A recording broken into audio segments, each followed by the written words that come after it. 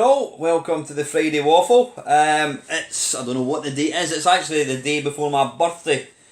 Birthday tomorrow, yeah, getting taken out for a meal with my girlfriend and my daughter.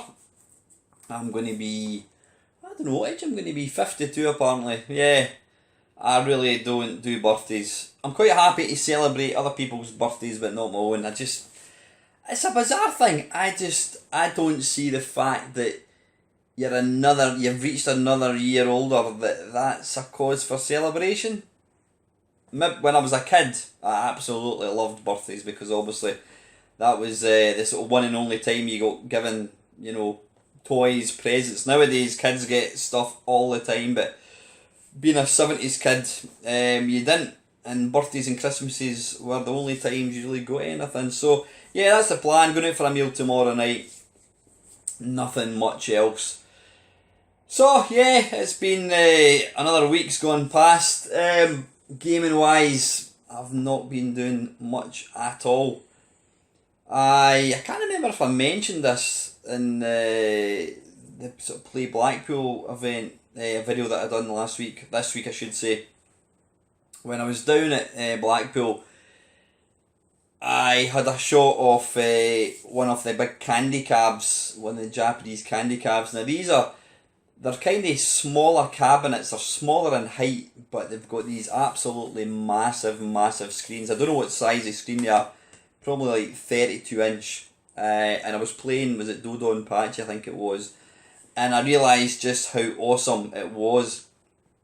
Now I've got a Raspberry Pi 4 and also a Raspberry Pi 3 which basically aren't getting used for anything, and I thought, you know what, I would love to try and make myself one of these. I did actually ask a few people about buying one. Apparently they go for daft money, they go for like way over £1,000, so I couldn't justify going and buying one. I'd rather do that because I'm a lazy bugger, so I'd rather buy one that's already pre-built, but I don't have that kind of money kicking about, so that's my project probably for next year. I've got the TV, I've got the Raspberry Pi, I just need to try and come up with some sort of, cabinet unit itself that can mount this thing in. So that's my kind of project for next year. There's been a couple of things, or one thing that's kind of dominated this retro gaming scene over the last couple of days, and it's Octavius Kitten. She's got a really good video channel. She's been going a couple of years. She's doing remarkably well. I mean, she's in 50,000 subscribers, something like that.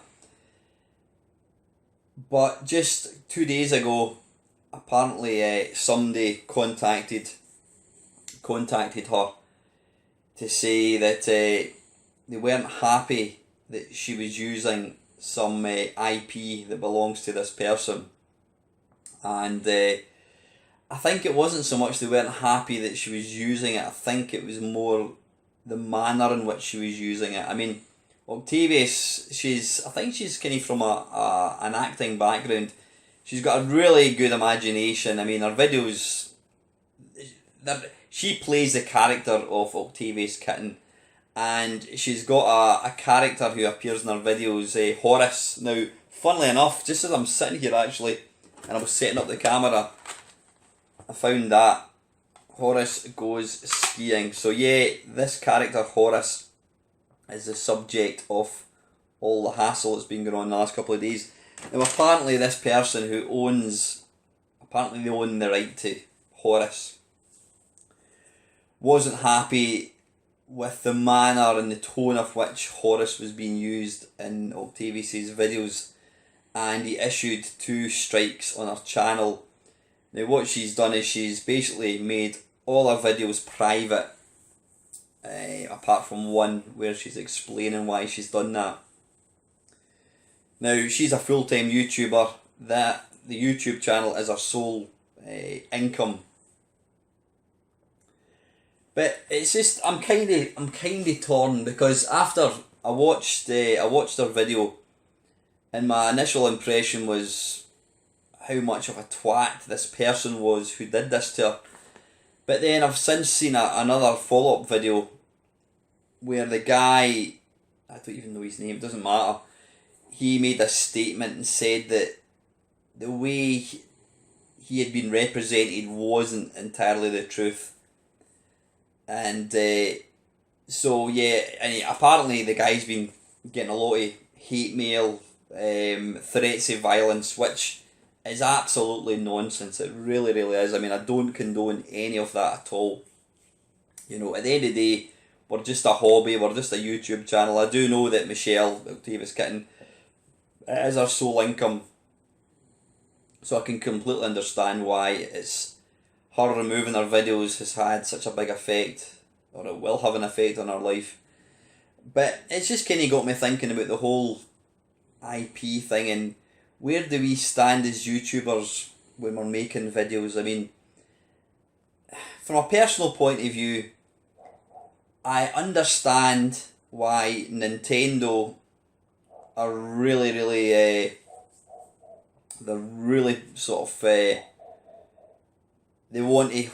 really tight on IP, you know, on their own intellectual properties, because as we know, Nintendo reuse the same characters over and over again. I mean, since the first Mario game and Zelda came out in the SNES, we've got Mario and Zelda on the Switch, and that's going to continue to happen. You've got your Donkey Kong, you've got your Zelda, you've got your Luigi, all these sort of all these characters. So when somebody comes along and maybe, you know, portrays their characters in a bad light, then Nintendo get quite uppity about things. I do think they've taken it to the extreme, because it's now reached a point where it's almost impossible to actually feature a Nintendo game in a video without Nintendo wanting to take the video down. Now, I think that's a bit silly, because at the end of the day, if the video is portraying the game in a good light, then it's free publicity for Nintendo. So why would Nintendo want to remove that? I think the thing with Nintendo is they're such a massive company that they've obviously just made a blanket ban on anyone using their content, even if the actual video itself is going to actually help them probably sell games. You know, I don't understand that. But where I do get a bit confused and I don't understand is this case with Horace. I mean, when did this come out? Horace Goes Skiing. It came out, I think, in 1982. There has not been a Horace game, an official Horace game released since, I don't know, 1983. I mean, there was Horace and the Spiders, there was Hungry Horace, and there was Horace Goes Skiing. Was that it, I think? There's never been any new games. So is the character Horace, is it going to affect this guy whether Octavius Kitten uses them in her videos? I mean, she's probably single-handedly gave Horace more exposure to the internet than anything else that's happened in the last 20 years. So, but apparently the guy, Octavius Kitten is the character, and the style in which he uses Horace is in a sort of a sexualised fashion, not in a seedy way. So I think the guy was annoyed the context of which he was kind of used in the videos. But is it really such a problem allowing her to continue to put these videos out with him in it? I don't understand that. But for people to turn out and say, you know, to threaten the guy with violence, whatever, is just wrong. At the end of the day, if the guy does genuinely own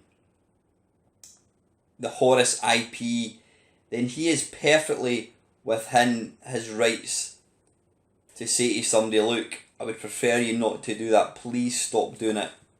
Because at the end of the day, it belongs to him. It's, for example, if somebody started to use my videos to make money, then I would be upset about that, because I do this for free.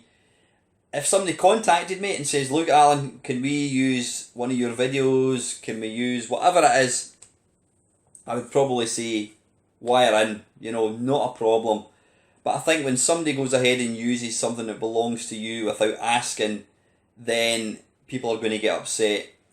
But as far as somebody using a sort of a 40-year-old gaming character which has never seen the light of day since probably 1983, I think it's a bit much. But without really knowing all the facts, it's really hard to make a proper comment. Michelle has had a lot of support, as you would expect. She's a very, very popular YouTuber. But like I says, I think you need to know the facts. According to the subsequent video that came out, the guy did make a statement and he said that he has been represented in a sort of an unfair fashion.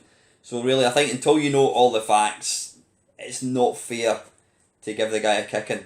But yeah, it just makes you wonder how much further things like this are going to go. Am I going to start getting copyright strikes because, I've got the little Berserk character at the bottom. If you look at the bottom right of this video, you'll see the wee Berserk character.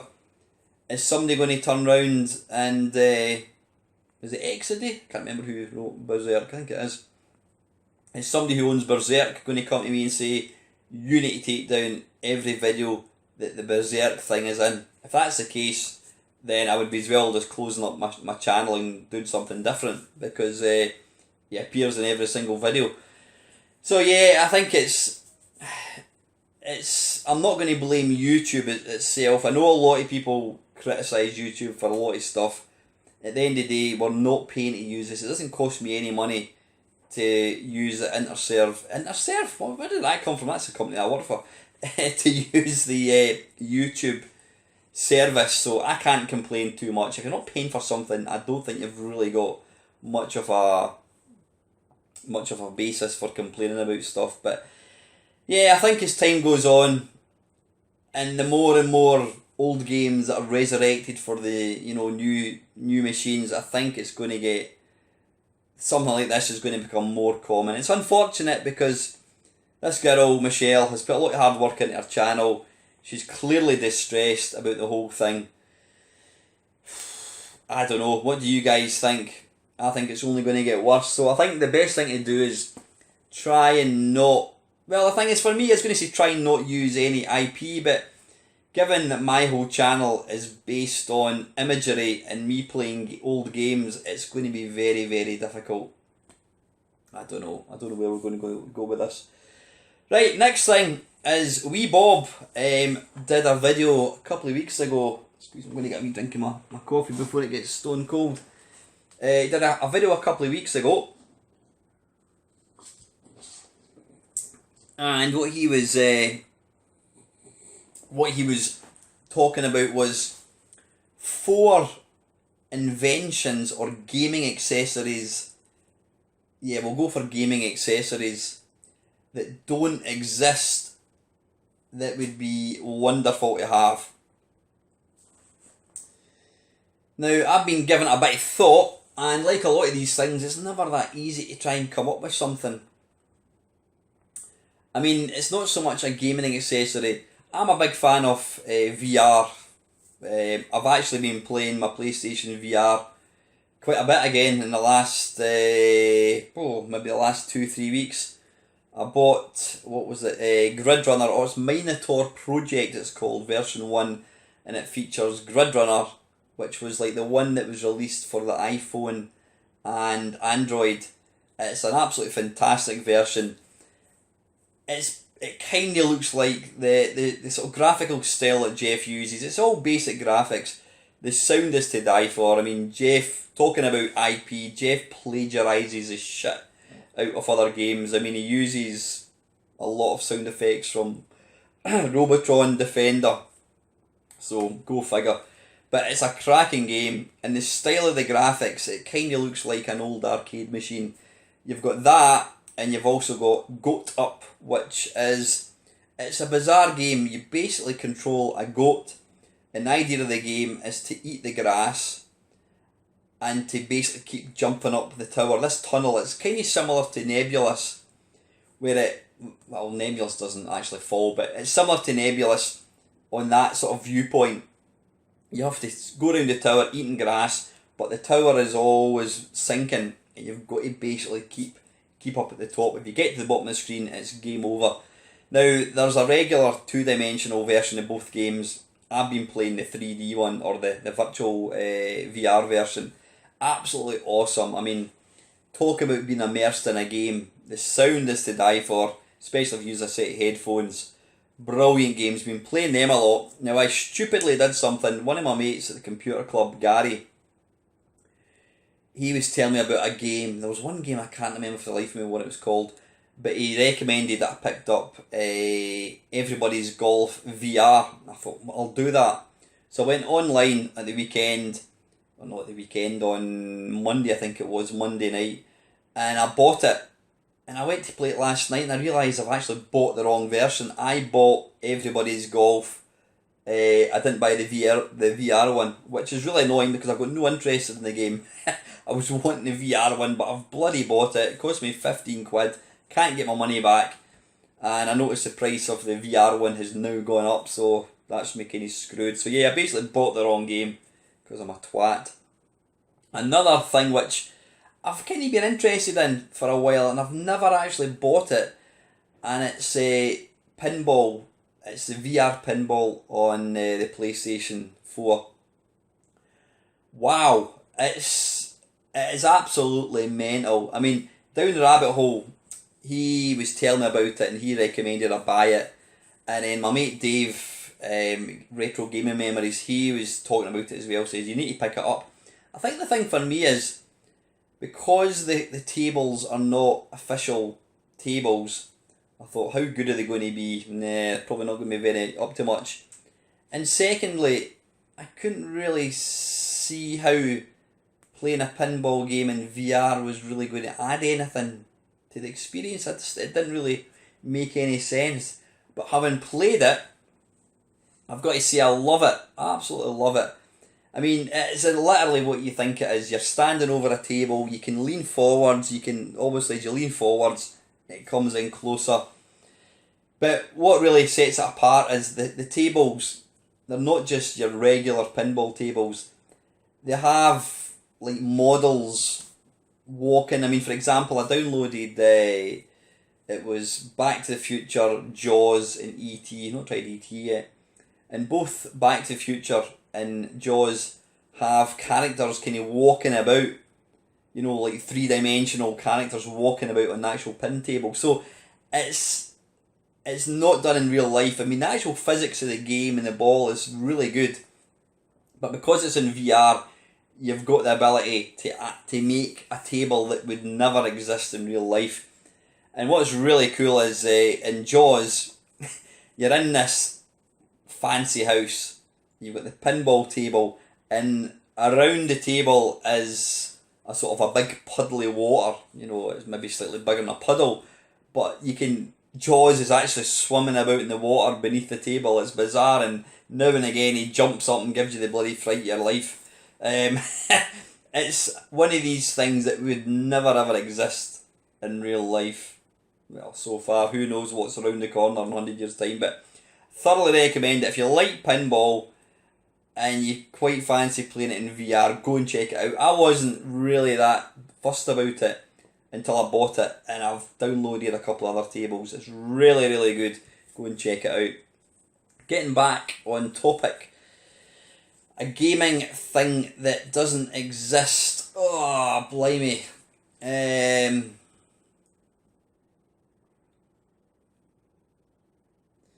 mean, go back to VR. I would love it if they brought out a VR which was like PlayStation VR, which was completely wireless, no cables at all.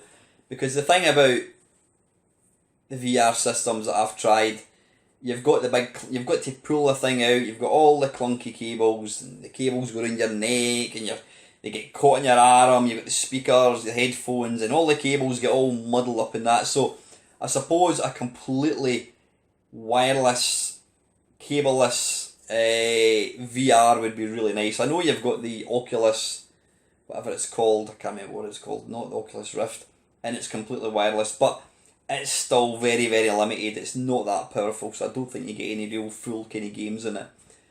But any other devices that you would want to see?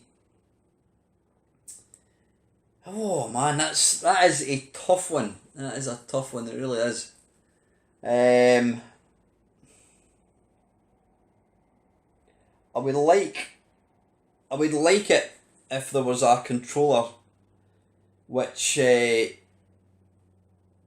wouldn't want it to be like, massive controller, but I would like it if the PlayStation,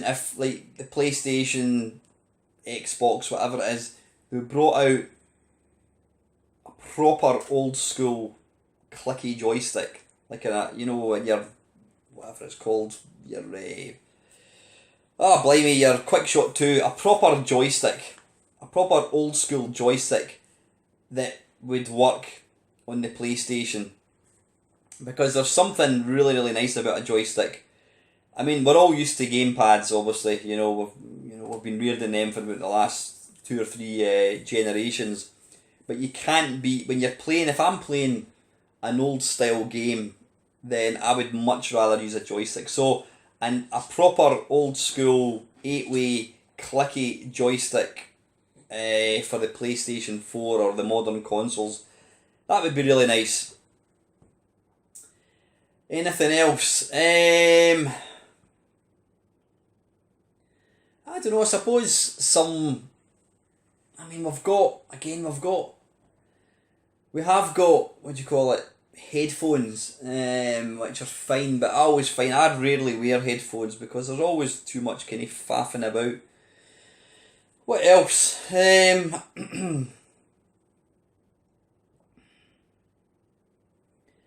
Now, one thing that Bob came up with, which I thought was an excellent one, and when I was watching, I saw the name of Bob's video, and that was one that came to mind, and then Bob then went and stole it, and it's some way of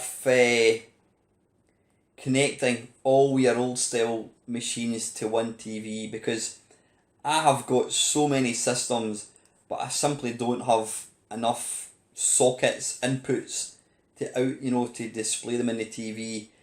I've got multiple SCART adapters, even HDMI. Underneath my TV there, I've got the switch.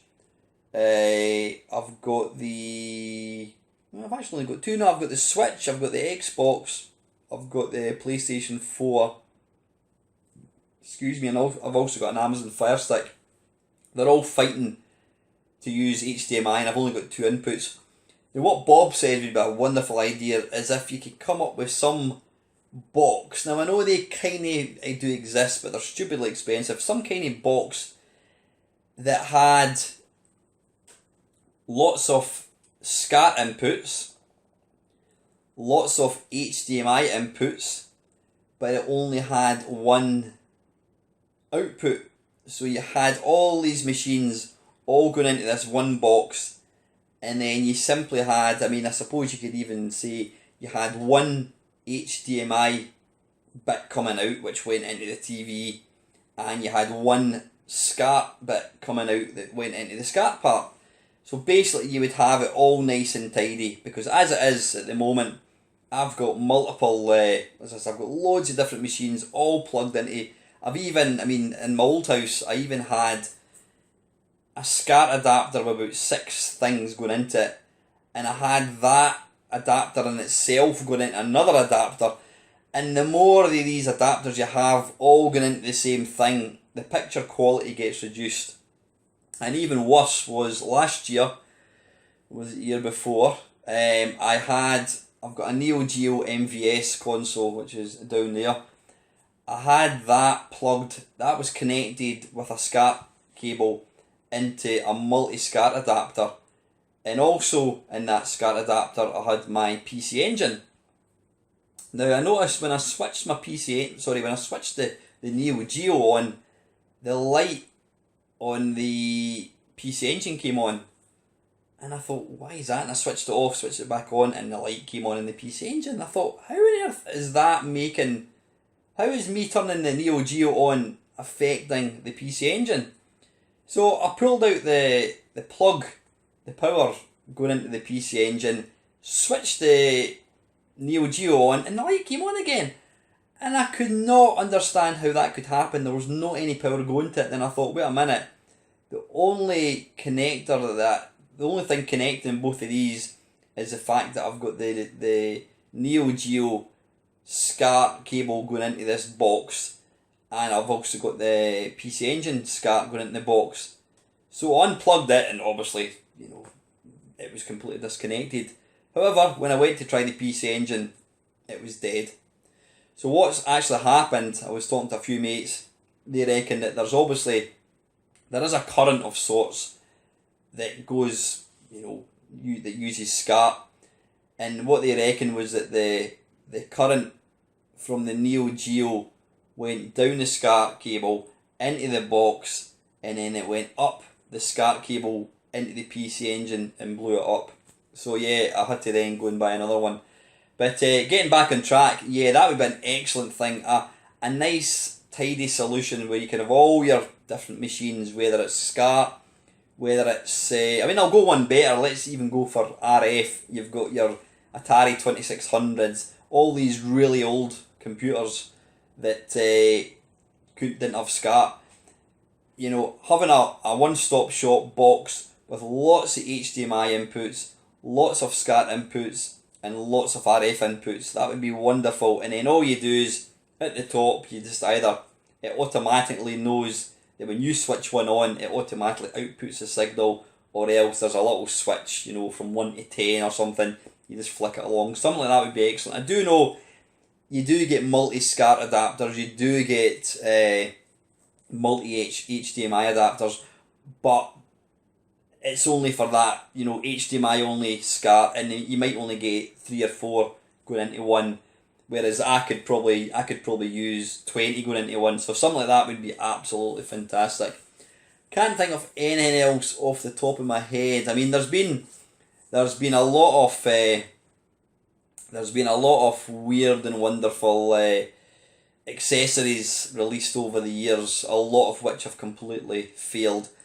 I suppose if I was going to stick my neck out, I would say the Konix system. As we're all aware, there was a machine called the Konix, which I think it was meant to get released. It was kind of first touted about, 87, 88, and it was basically going to be a standalone machine, but you had a chair in the screen. I think I don't know if the screen was part of it. I think you might have just used a normal TV. But basically it was a large chair, and you had this console plugged into it, but you could change the controls. So if you were playing a flight simulator, you had the yoke controls. If you're playing a driving game, you could have the steering wheel.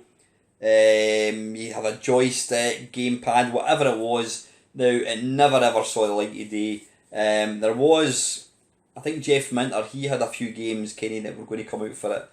But it never ever saw the light of day. But I suppose, yeah, if somebody could come up with some sort of fold-away vibration chair thing, that would be rather nice. So when you're sitting, you're playing whatever it is, Forza on your Xbox, and when you're going down a corner, the chair tilts and moves about. That would be wonderful. I think these things may exist. I don't know.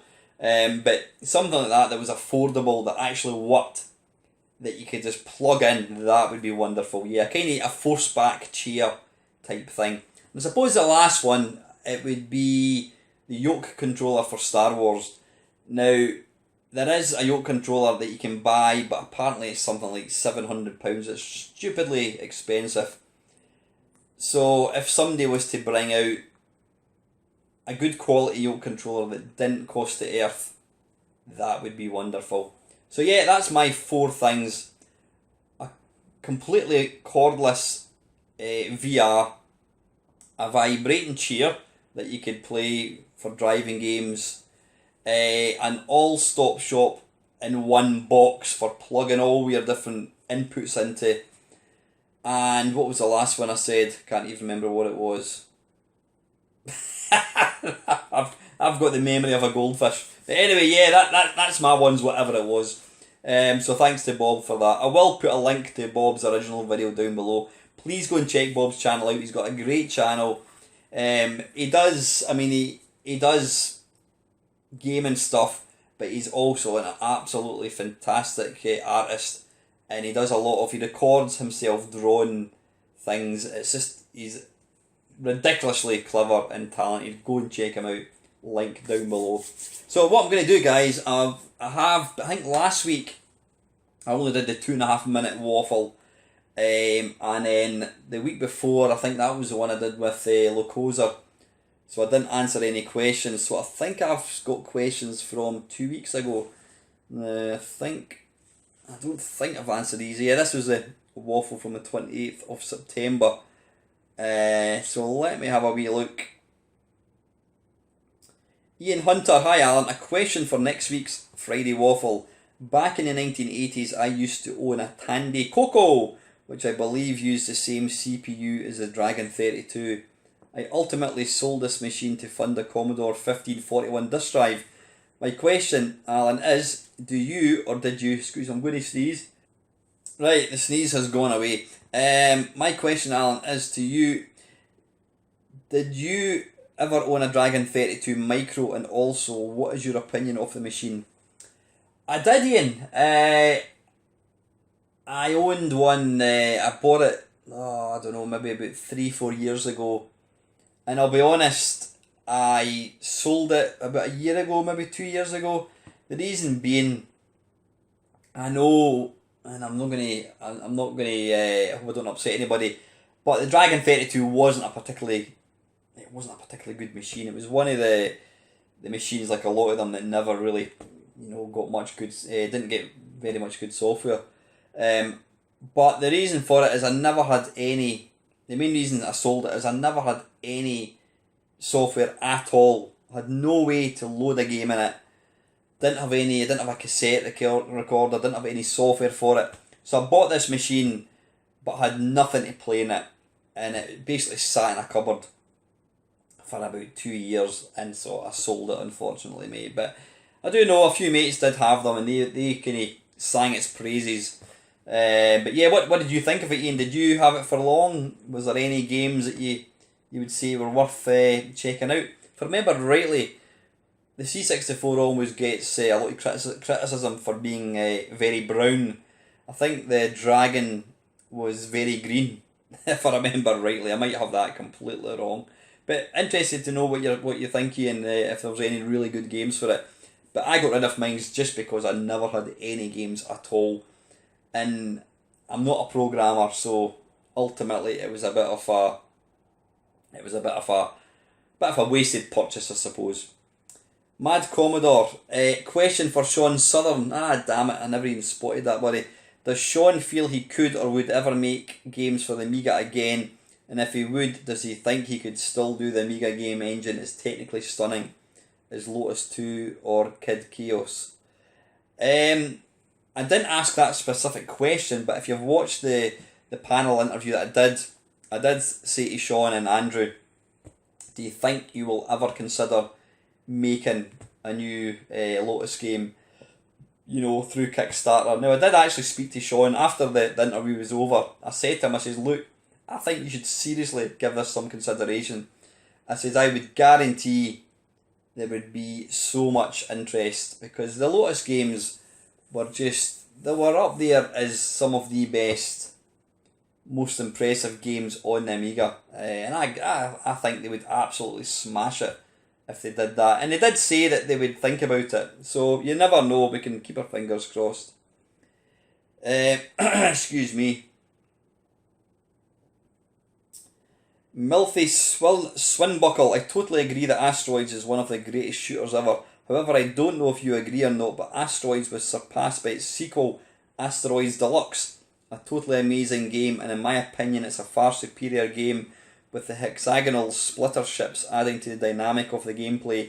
However, when Asteroids gets talked about, the sequel virtually never gets mentioned.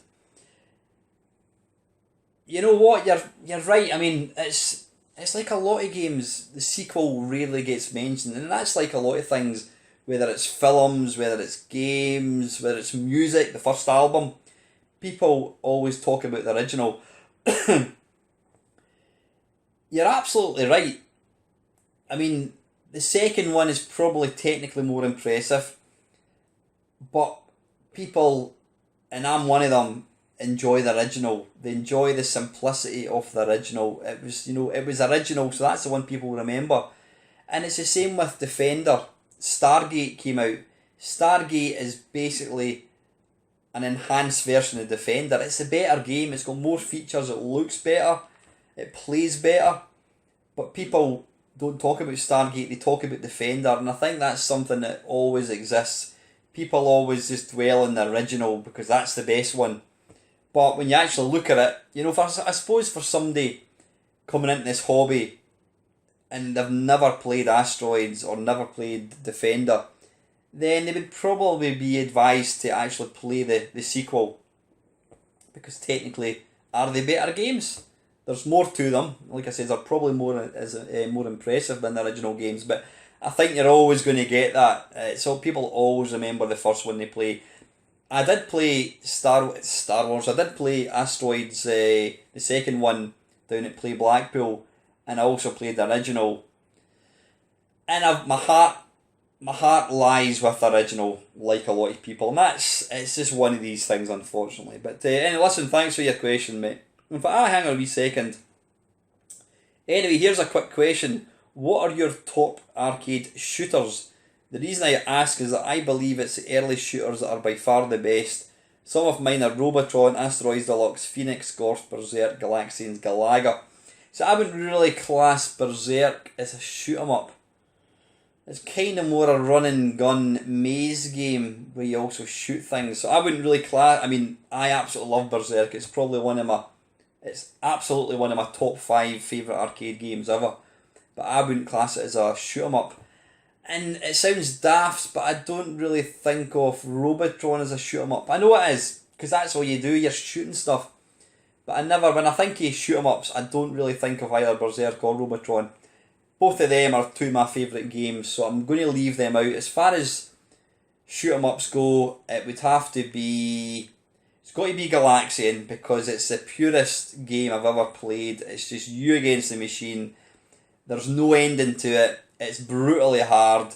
It's got the most gorgeous graphics. It's got the best sound. Love Galaxian. Was it 5 you wanted? 1942. Great game. I love the fact that you get power-ups, but you've got to earn them. The reason I didn't really like the subsequent sequels, 1941, was it 1943, I think it was, you kind of got given power-ups way too easy. And then they went from having 3 lives to having a kind of energy bar. And I don't like that. I prefer to know if I'm dead, I'm dead. So I would rather have 3 lives than an energy bar. Because if you've got the energy bar, you think you're doing better than you are, and then suddenly you die, and you think, why did I die? And then you realise you've actually lost all that energy. In a game like 1942, it's you against the machine. If you get shot or collide with a baddie, it's lights out. You know exactly where you've gone wrong. 1942, great game. Commando, I'm not going to really call a shoot 'em up, although it technically is, but that's one of my favourite games. Juno First is an absolutely sublime game. It's a shoot 'em up that doesn't get a lot of love. I kind of always think about it. If Eugene Jarvis of Williams made a vertical shoot 'em up, Juno First would have been that. It's kind of like a Defender, but turned on its side, and it's a vertical one. Cracking game. Juno First, Galaxians, 1942. Oh, blimey, I'm going to miss out games here. Dodon Pachi, love it. I mean, I love the fact that there's just so much stuff to blast. Love that game. Love Terra Cresta. I've actually just made a video of that, which I'll be putting out next week. Terra Cresta is a cracking game. Oh man, you know what? There's so many. I love all the sort of cave shooters, Atlas shooters. Tons and tons and tons of them. I love Phoenix is one of my favourite games. That's a beautiful game. What other ones? Astro Blaster. There are so many. Absolutely so many. And we're spoiled. Having a main cab with literally thousands of arcade shooters. Absolutely fantastic. So anyway, Milfy, thanks very much for your question, buddy. Next up, Panther UK. For next time, in the current climate of I'm offended, etc., what games from back in the day would never get made today and have huge adverts for? Things like Samantha Fox Strip Poker.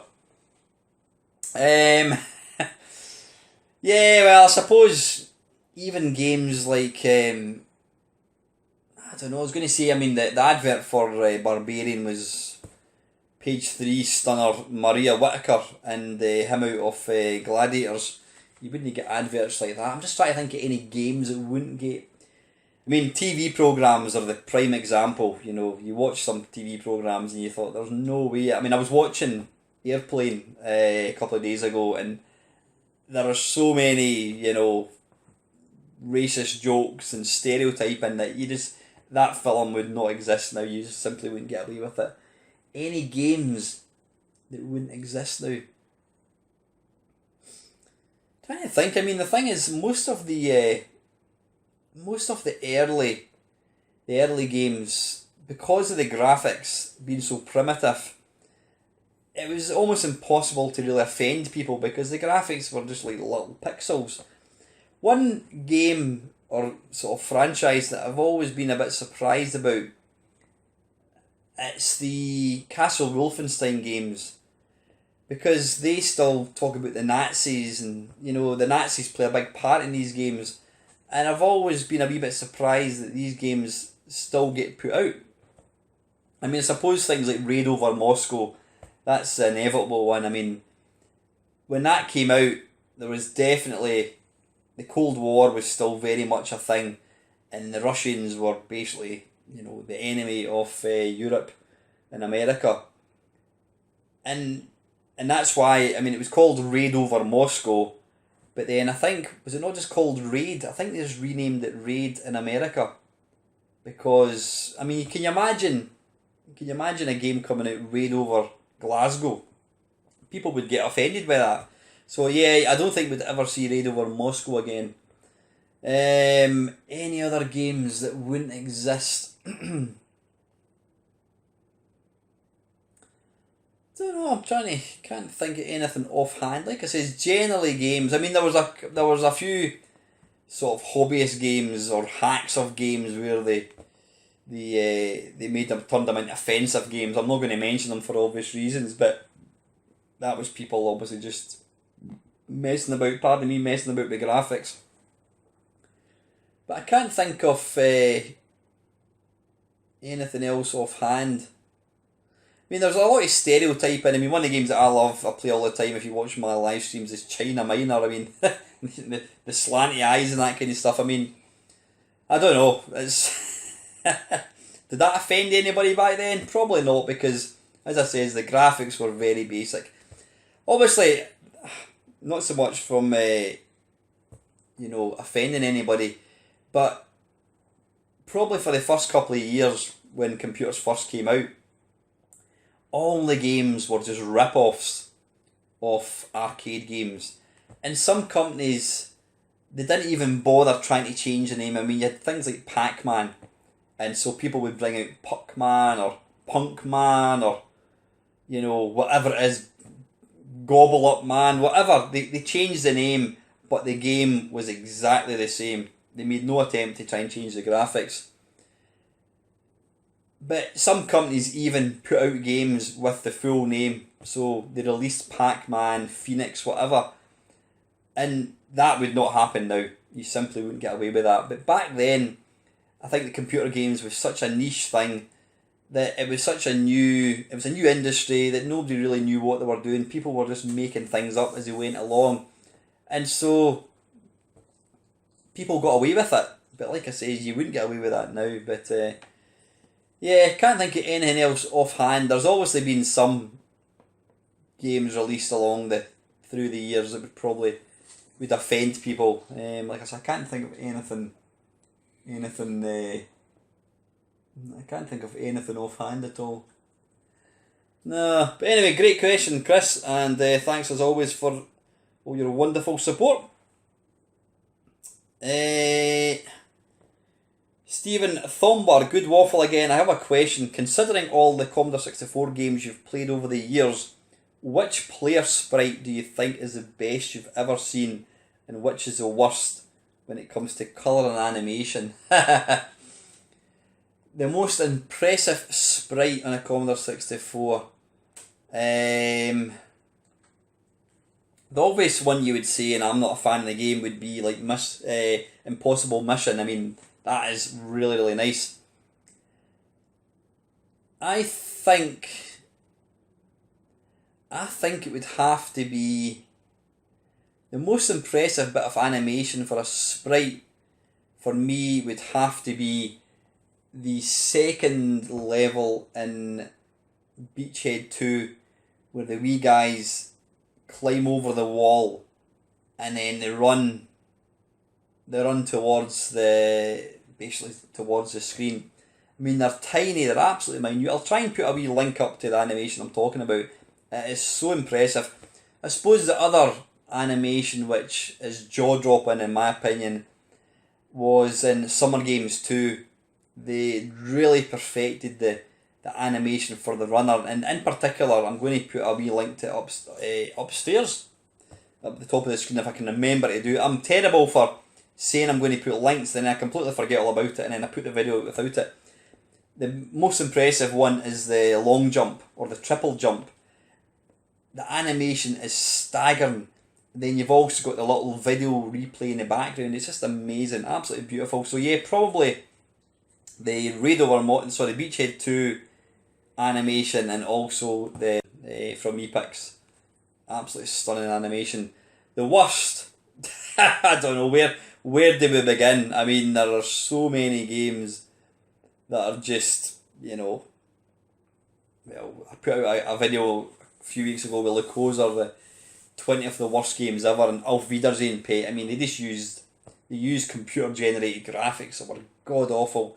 There's been so many terrible, terrible games over the years. I can't even think of any one in particular. Isn't that always the case? When there's too many to think of, you can't think of anything. But yeah, in fact, you know what? The one I'm going to go for the worst animation and looking nothing like a person is Crazy Kong by Interceptor Software. I'll stick a tiny wee link, or not a link, I'll let you see a wee bit of the footage. It's an absolute woeful game. I mean, look at this sprite. It's meant to be a man. It looks more like it looks more like a spaceship with two little bits coming out the bottom. What is that all about? That is god awful. So, anyway, hopefully that answers your question, mate. Ox, my mate Neil, a question for next week's Waffle, Al. Crowdfunding shitehawks, what do you think of them? Although not exclusive to retro gaming, the genre has been littered with them in recent times. Do you think the like of Indiegogo and Kickstarters need to change their terms of conditions and legal stance in order to better cover their backers and keep away the rogue project starters? I've seen many interesting projects over the years, but the few that go rogue have always put me off backing any crowdfunded stuff. Absolutely, Neil. There are so many examples of basically people getting their money taken off them and never get anything. The best one, to my mind, was the Spectrum Vega 2. These guys pulled in, I think it was something like £550,000, and it never saw the light of day. I think maybe a handful of people got a beta version, and that was it. That is absolutely diabolical. The thing for me is, how can a company justify receiving £500,000 and they've got nothing to show for it? There's one, probably the biggest running Kickstarter scam, call it whatever you want. Is it what's it called? Star Citizen, I think it's called. And it's basically, this guy has come up with an idea of making the best science fiction space game ever. Now, it's been going for something like 10 years. The guy, and this is a word of a lie, just Google it, Star Citizen. The guy has taken in something like £400 million, or is it maybe £40 million? He's taken in millions of pounds, and so far there has still not been a full release of the game put out. There's been various betas put out, but the thing is, he's even putting ships up for sale. You can buy a ship and it's like £2,000 or whatever it is, and people are paying the money. And I think what happens is people get, it's like putting money into a fruit machine. If you put in 10 quid and don't win, you're going to put in another fiver because you think, well, I've already fed it, I'm going to put it in. And you keep putting in with the expectation that you're going to eventually get payback. And it's the same with these games. I mean, there's obviously people that have spent thousands of pounds on this game and they've got nothing to show for it. And they keep getting promised, well, if you give us this and you get that, you'll get this and you'll get that. People are throwing more and more money at it, and that's just completely wrong. But yeah, I mean, I don't back, I think I've only backed, I can't even remember what the first one I backed. I did back one way back. The other one is the Spectrum Next. Yeah, it's now about a year and a half run over its due date. I don't have any worries I'm not going to get my computer, because the guys that are involved in it, including Jim Bagley, are decent people. And to be fair, you do get regular updates, very, very detailed updates telling you exactly what the status of the project is. But I completely get what you're saying, Neil. I think these Kickstarter things need to review their terms and conditions. They need to change how the money changes, you know. I think only once a project has got the green light should people then get charged for money, because, you know, I think it's wrong. It's totally wrong. And like I said, there's been so many. If you watch Slope's Game Room, he basically, his channel is all about Kickstarter scams. You go and watch it. He has got a really, really good channel. But totally agree with you, Neil. I'm not a fan of these at all. The thing that gets me as well is some of these companies, people who've got money, like Peter Molyneux, he was another one. He came up with this game and he promised that there would be no in-app purchases. He said there would be no in-app purchases, everything. You buy the game, you've got the full game. The game came out, what did he have? In-app purchases. And that, his credibility was shot to pieces after that. And the thing that gets me is people like him have got loads of money. Why do they need to get money from the public? I don't understand that at all. Let's quickly see if there's any questions. I don't think.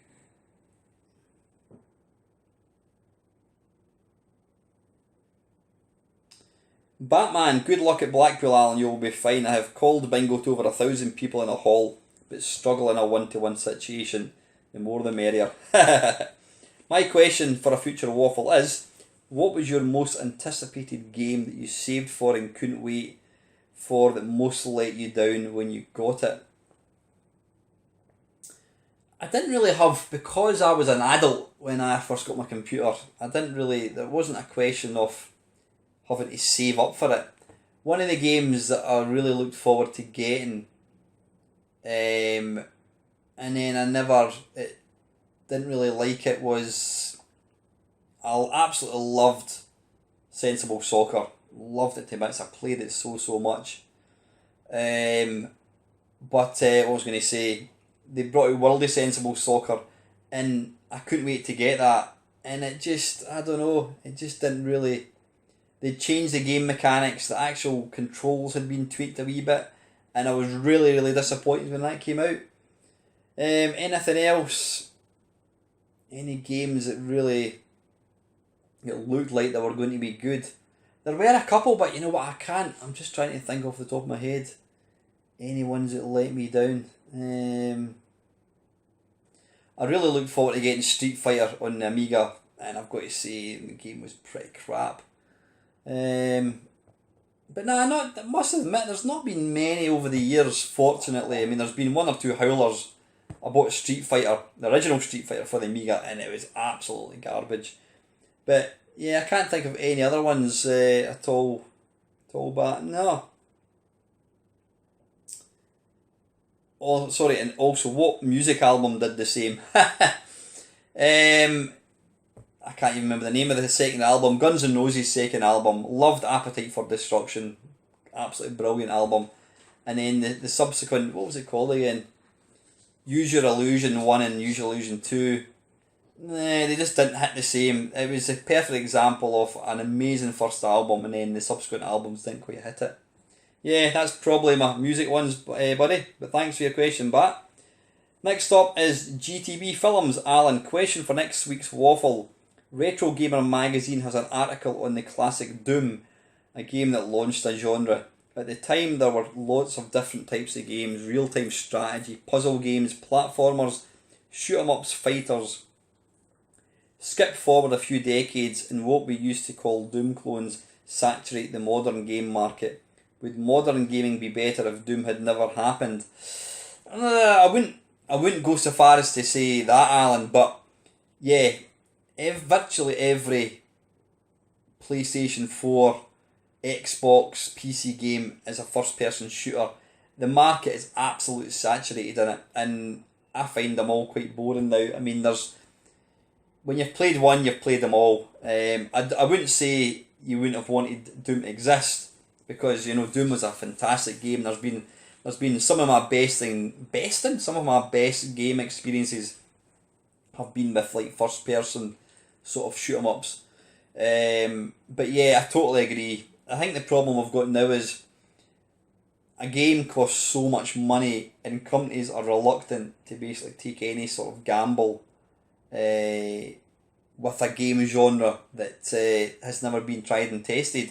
And I think that's why we've ended up in this situation where they play it safe, they put out another first person shooter that people are going to buy, that or FIFA, you know what I mean? And less said about FIFA the better. Just another quick one, I did mention, talking about Kickstarter, I did mention a waffle a few weeks ago. Chris here, formerly of Sensible Soccer, he was sort of fronting a team to bring out a game called Sociable Soccer, which was released in beta, which I paid full price for. And then I did mention that they've now abandoned the PC version and they've been working on a mobile game for the Japanese market or Chinese market, which apparently has gone down a storm.